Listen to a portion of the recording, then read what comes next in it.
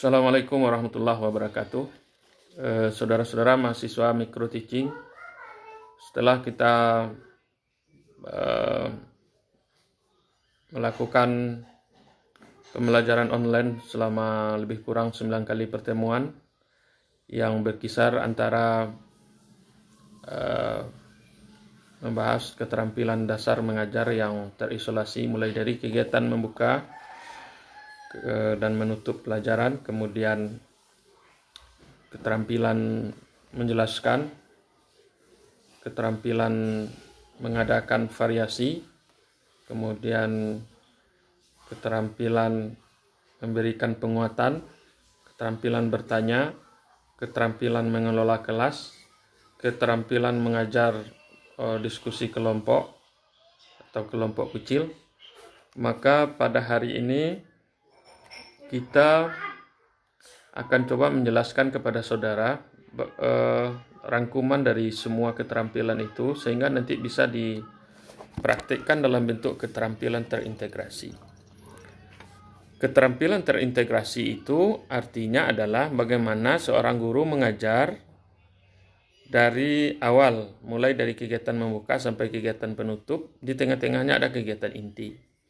Kalau keterampilan terisolasi adalah keterampilan yang dipraktikkan hanya untuk keterampilan tertentu saja, seperti keterampilan membuka kita hanya mempraktikkan membuka, keterampilan menjelaskan kita hanya praktik menjelaskan suatu materi saja. Nah, sekarang kita akan masuk kepada keterampilan terintegrasi.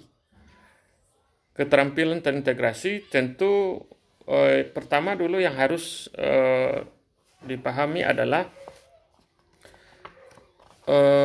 ada beberapa komponen yang perlu saudara perhatikan. Keterampilan saudara dalam merencanakan dan menyiapkan. Nah, inilah yang saya pesankan kemarin-kemarin, tolong dibuat RPP. Karena dari sanalah Anda akan mengajar nanti terintegrasi ini. Apa RPP yang Anda buat? Mulai dari berbagai komponennya. Dari pertama minimal ada 4 elemen yang perlu diperhatikan. Menentukan tujuan pembelajaran.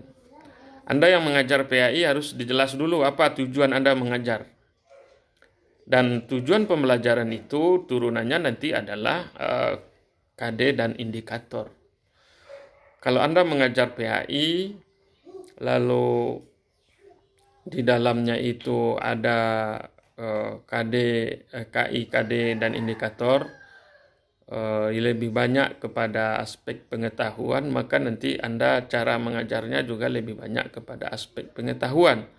Tapi jika KD dan indikatornya mengarah kepada keterampilan, maka lebih banyak metode yang Anda gunakan adalah metode praktek dan sebagainya. Tapi biasanya dalam pembelajaran itu tidak terpisah antara satu dengan yang lain, saling menguatkan. Ada indikator pengetahuan dulu, kemudian ada keterampilan dan seterusnya. Nah, itu yang pertama. Maka harus dipastikan dulu apa yang mau Anda tuju. Contohnya Anda mengajar PAI itu targetnya menjelaskan apa yang mau dijelaskan nanti targetnya. Apa yang harus dikuasai oleh anak secara kognitif. Harus jelas dulu targetnya. Kemudian setelah itu barulah Anda masuk kepada tujuan-tujuan itu ada di indikator. Maka dirumuskan indikatornya dengan kata-kata kerja operasional. Umpamanya siswa bisa membaca Al-Fatihah dengan baik kalau di SD umpamanya. Kalau di tingkat sanawiyah SMP, siswa bisa membaca dengan tajwid yang benar. Nah, itu yang kita umpamanya targetnya harus sesuai, harus jelas. Yang kedua, memilih dan menuliskan naskah pembelajaran. Ini maksudnya setelah jelas tujuannya, kita harus jelaskan di persiapan itu, kalau ini tujuannya apa materi atau bahan yang akan diajarkan. Naskah-naskahnya harus ditulis dengan baik. Apa materinya, apa metodenya. Bagaimana langkah-langkah pembelajarannya.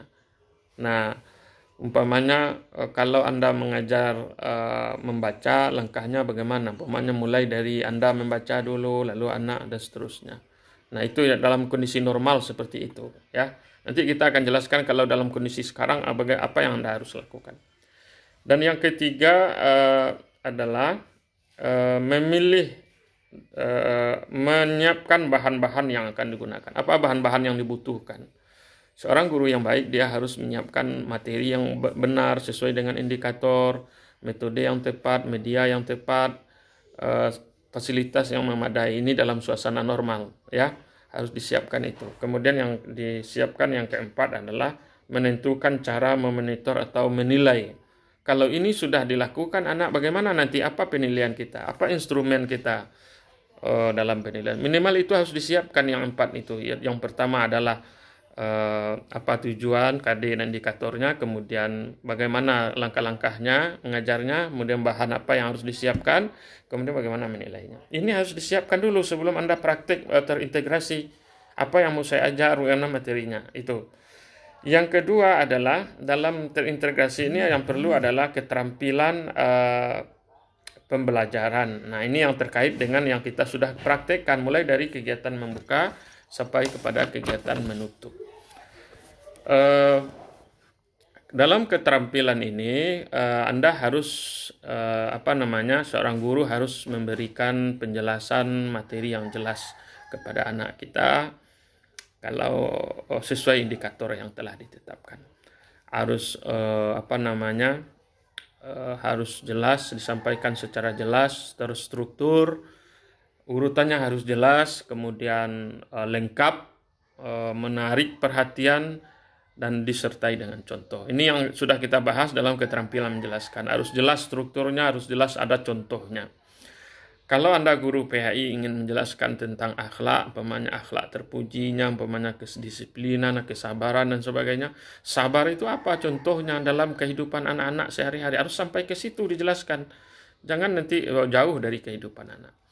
Kemudian yang ketiga, dalam praktek ini Anda harus memanajemen pelajaran, yakni keterampilan mengelola dan mengorganisasi aktivitas belajar. Dalam situasi normal, Anda harus mampu mengorganisasi aktivitas belajar anak sehingga perhatian anak terjaga. Aktivitas anak ini kan terkait dengan metode, strategi atau model yang Anda gunakan nanti, ya. Kemudian yang keempat adalah keterampilan mengatur iklim kelas, yakni keterampilan membangun dan memelihara sikap positif dan motivasi siswa. Ini harus dijaga supaya jangan suasana itu kacau, ya. Kemudian yang kelima, keterampilan membangun disiplin. Anak harus disiplin. Kalau tugas ini harus dikerjakan, dipantau. Kalau ini yang dikerjakan harus dipantau, harus dicatat apa yang dikerjakan, siapa yang tidak bekerja, harus disiplin. Kemudian yang keenam adalah keterampilan menilai perkembangan siswa. Harus dinilai perkembangan siswa, menilai perkembangan baik aspek kognitif, afektif maupun psikomotornya. Ini yang perlu diperhatikan yang keenam. Kemudian yang ketujuh adalah keterampilan merefleksikan atau mengevaluasi. Nanti harus ada evaluasi di kegiatan penutup. Saya kira itu hal-hal yang perlu diperhatikan dalam keterampilan terintegrasi. Nah, dalam suasana pandemik ini yang perlu saya garisbawahi, Anda kan sudah ada kegiatan keterampilan membuka dan menutup pembelajaran. Nah, di tengah-tengah itu Anda isi saja apa kira-kira materi Anda, bagaimana metodenya, itu yang Anda tambahkan. Jadi baca RPP Anda, lalu RPP itu dilihat, ditelaah, dianalisis yang 4 tadi. Yang pertama tujuannya apa, kemudian langkah mengajarnya seperti apa, bahan-bahannya seperti apa, lalu bagaimana menilainya. Perhatikan yang 4 itu. Nah, setelah itu Anda coba praktekkan bagaimana bisanya dalam suasana sekarang ini. Ya, ada kegiatan kegiatan membuka dulu, komponennya sudah jelas itu, kemudian ada kegiatan inti, kemudian ada kegiatan penutup. Nah, ini yang disebut dengan praktek terintegrasi. Jadi Anda mengajar full dalam suasana mikro, dalam suasana pandemi, tetapi keterampilan itu menampakkan bahwa Anda memang sudah mengajar. Dan ingat bahwa mengajar tidak sama dengan dakwah. Kalau mengajar harus sampai ke evaluasi. Kalau Anda berceramah di masjid, ya oke. Anda tidak sudah ceramah, mungkin Anda tutup. Tapi kalau mengajar, Anda instrumennya harus jelas. Ini kemudian yang keempat. Kalau Anda mengajar anak membaca Al-Quran, Anda harus sampaikan di penutup itu apa yang Anda lakukan terhadap anak untuk mengevaluasi. Sampai ke sana. Nah, oleh sebab itu langkah-langkah ini harus Anda praktekkan. Saya kira demikian untuk kegiatan keterampilan. Nanti saya minta pas waktu belajar nanti, Anda absen dulu, kemudian kita coba bedah dulu RPP-nya, dan kemudian masing-masing Anda menyiapkan keterampilan terintegrasi. Demikian saja, terima kasih, mudah-mudahan Anda paham, dan dalam suasana keterbatasan ini, saya berharap Anda tetap bersemangat, dan kalau ada masalah silahkan dijapri saya. Pak, saya masalahnya begini, mohon dijapri saja saya kalau malu di grup. Kalau bisa ditanyakan di grup supaya temannya lebih bisa tahu juga, silahkan ditanya di grup WA, di grup Telegram, dan di grup Google Classroom. Demikian saja, mudah-mudahan ada manfaatnya. Tolong disiapkan tagihan kita untuk micro teaching ini hanya 2, sudah masuk ujian itu ya. 2 keterampilan terintegrasi sesuai dengan RPP yang telah Anda buat. 1 nanti dibuat lagi 1 RPP lalu dikirim ke Telegram. Terima kasih. Assalamualaikum warahmatullahi wabarakatuh.